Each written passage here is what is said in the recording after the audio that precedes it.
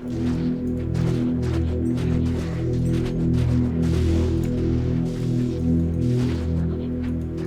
a while and listen. What is going on, guys? Xmas here. So today I'm going to be showing you a budget Frenzy Barbarian build. Now, I've actually had a lot of my fans actually hit me up, and a lot of people were requesting this from me for a very long time, so the video is finally here and I hope you guys enjoy it. So some of the main things I want to go over with this video with you guys in this build is that this is a very cheap all-around build. All of these items on this build are very easy to come by in the trading community, and I really tried to do the best that I could to make the best possible build with the cheapest items that you can get within the trading community on Diablo 2. So just some of the main things about this build is it does hell mode very well. It doesn't do that well on 8-player games. I mean, there's only so much you can do with a character that doesn't have the best gear in the game, and trying to do 8 players on the budget is really going to be hard, especially on a Barbarian here. So some of the main things I wanted to point out that this build can actually do Diablo clone, and it can do Uber Tristram, and I'm going to go over some other things with you guys as well, like life tap wands and things like that. So the first thing we're going to do is go over the gear with you guys real quick. So one of the main things I wanted to point out here is the Blood Moon sword right here, and this is really going to be one of the main items on this build, and something that you're going to be able to get very cheap in the trading community, and it's something that really just gets left out in the Diablo community in general, just because I don't really understand why. I mean, it's all around just an awesome weapon to have for a melee character. So the main thing about this is that it gives a massive 22% life stolen per hit, so you're not going to need life tap unless you're doing bosses or something like that. So one of the main things about the Blood Moon sword is that if you put an Amrune into it, you're going to get an extra 7% life stolen per hit, which is absolutely huge in my opinion, just for an Amrune. And looking at the Blood Moon, this is really going to be nice all around for your character. It gives some decent enhanced damage. It's not too high, but that life stolen per hit is really going to help out with your survivability.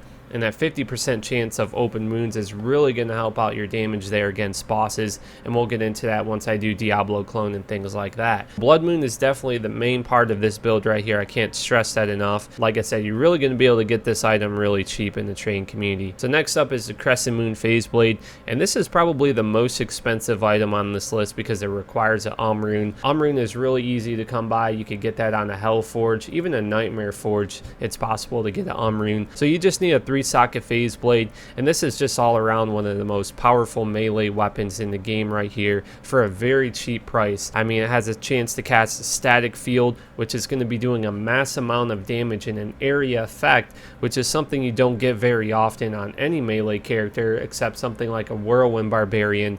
A lot of melee characters, it's just a lot of single target damage going on, so that static field is just absolutely huge. You also get increased attack speed, enhanced damage, ignores target defense, negative lightning resistance by 35 to cast that chain lightning, chance to open wounds. I mean, it's just all around an awesome weapon to have on any melee character. Coming up next is the Treachery Armor. This is one of my all-time favorite armors in the game to use for any melee character, also a mercenary. That chance to fade is really going to help you out there with some of your resistances, because this really lacks a lot of resistances. But once you get that fade casted, you're going to get resistances, and you're going to get a mass physical boost to physical resistance. So all around, fade is just absolutely awesome to have. Another massive boost to increase attack speed, and that's not really going to make a massive difference because you're going to be using Frenzy and your attack speed's going to get really high, but that's also going to help you get to that faster stat on Frenzy a little bit quicker there.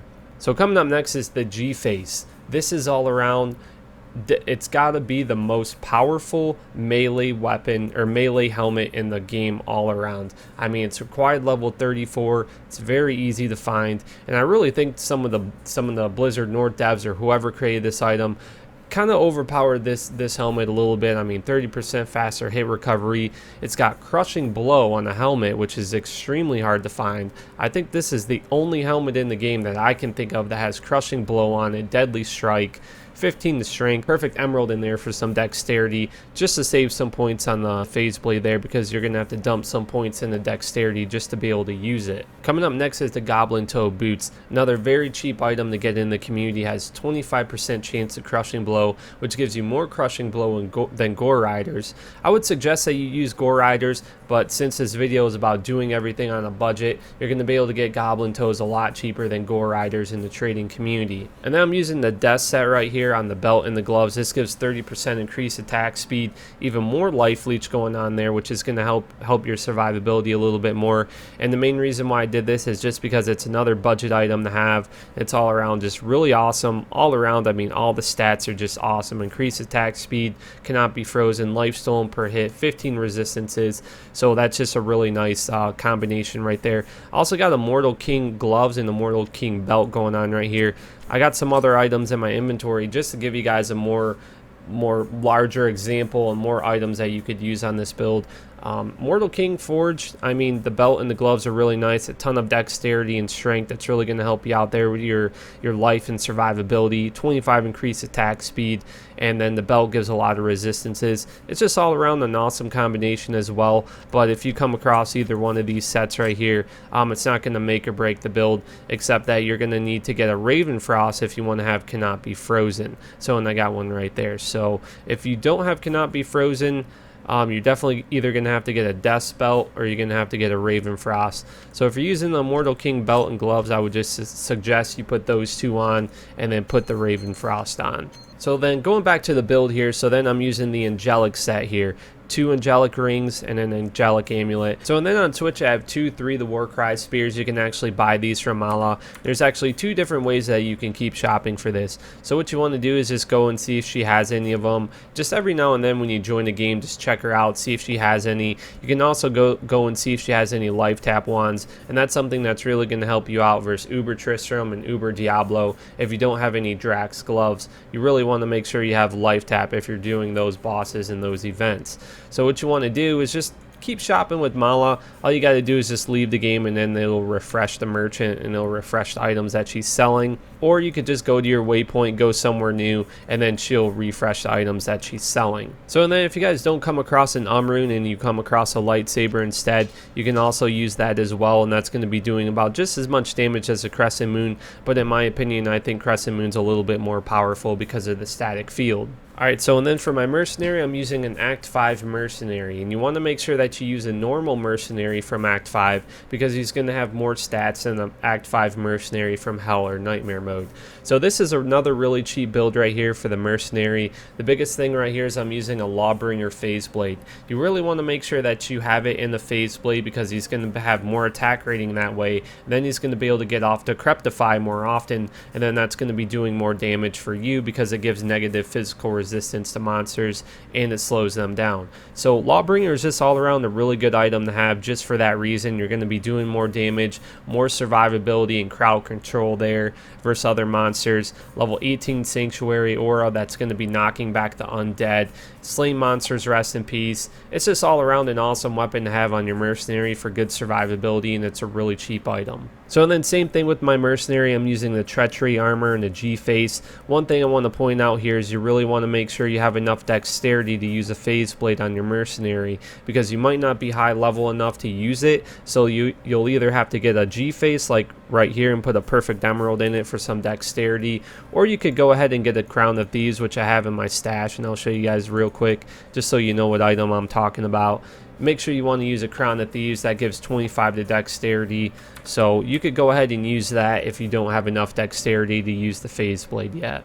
Now you could go ahead and use Reaper's Toll. Reaper's Toll is going to be a little bit more expensive than a Lawbringer, and it's something that's going to be very hard to come by in the beginning of the ladder reset, or if you're just starting off your character. So you could go ahead and do that. I think that would be a little bit more powerful. I mean, you're going to miss out on the Sanctuary Aura, which is going to give you some less survivability going on there, because you're not going to be able to knock back undead enemies like Lord Decius and things like that. Now, in my opinion, I think it'd be a little bit better if you used a Reaper's Toll and you used an Act 2 Mercenary just to get an extra Might Aura or an extra Blessed Aim Aura. But at the same time, I mean, this is a budget build and you're going to be able to get Lawbringer a lot cheaper than a Reaper's Toll. So what you want to do is put 20 points into Frenzy, 1 point into Berserk. You want to put that 1 point into Berserk in case you come across some physical immunes. I know Decrepify might be able to break that, but in case it's just taking a long time for it to cast or your Mercenary died or something, just put that extra point in there just in case. So put 20 points into Frenzy,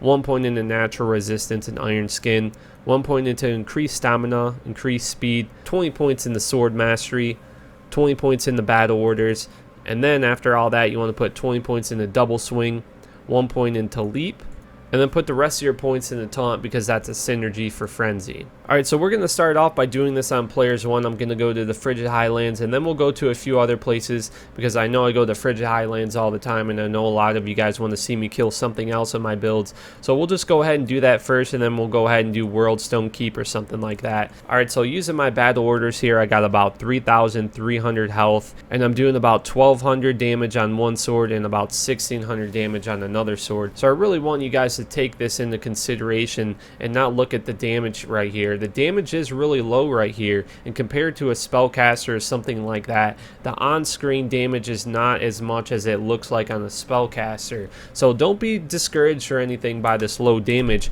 You're really going to be pumping out a lot of damage with that static field, the crushing blow, and things like open wounds. Just because you have a low damage on your melee character doesn't mean that you're not going to be pumping out a lot of damage.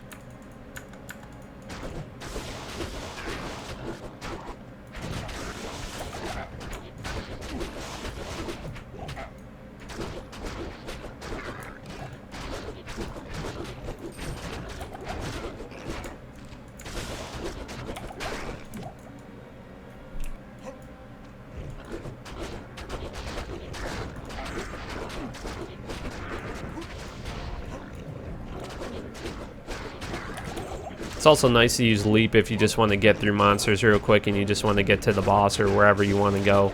So leap is really nice to use every now and then, just to point that out. Alright, so one thing I want to point out to you guys, what I probably should have done is I probably should have got fade casted before I started. You don't have to do that, but if you want to get it done really quick and not like die or anything like that, if you're doing hardcore, you can just go over here to the River of Flame and just stand in these flames right here until you get your fade going there from your treachery. So when I have fade casted, this is what my resistances are looking like. And not only that, like I said, you're getting some physical resistance as well that's not showing on screen.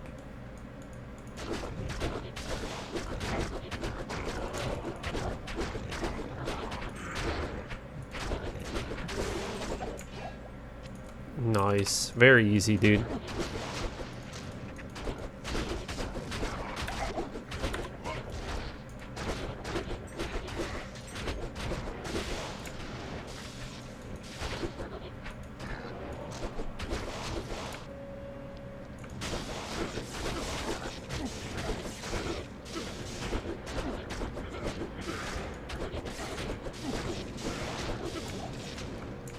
So and as you can see there with the Lawbringer going there, that Sanctuary Aura is really helping out knocking back the undead enemies. So if you're really starting to have trouble with monsters like I was right there a little bit, like I say, you can always have this life tap wand on switch and just have the life tap up here on your right. So every time you switch over, your life tap is going to be right there. So all you got to do is just have that up, cast life tap, and then switch your weapon with W. And then you can go ahead and have a lot more survivability, and your health's going to go up a lot faster than a life leech would. Alright, so we're going to do the Diablo clone right here really quick, and this is going to be super easy, guys. Like I said, I mean, just make sure you have that life tap wand up, and now you make sure you have life tap over here on the right, because then you can really get it off really quick.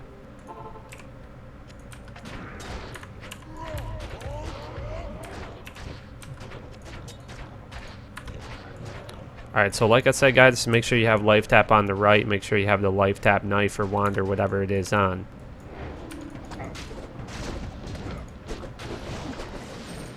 Clear out some of these guys down here first.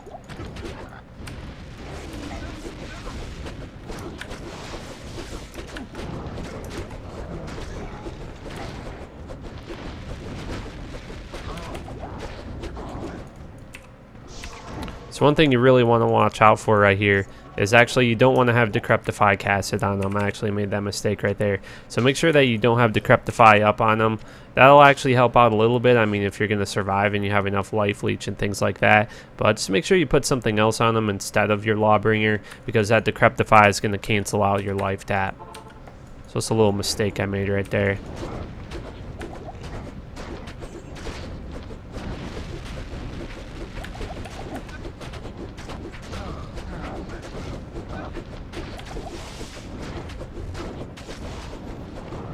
I would also make sure that you refresh the life tap as well, just in case.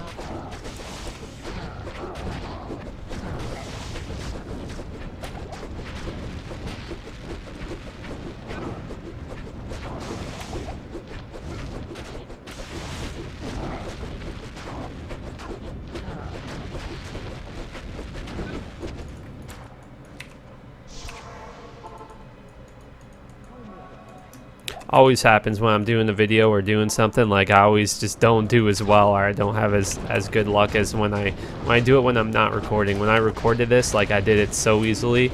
I didn't have to go back to town or anything, but not a big deal there. I mean, we're getting it done. Nice, dude. 13, 10, 5.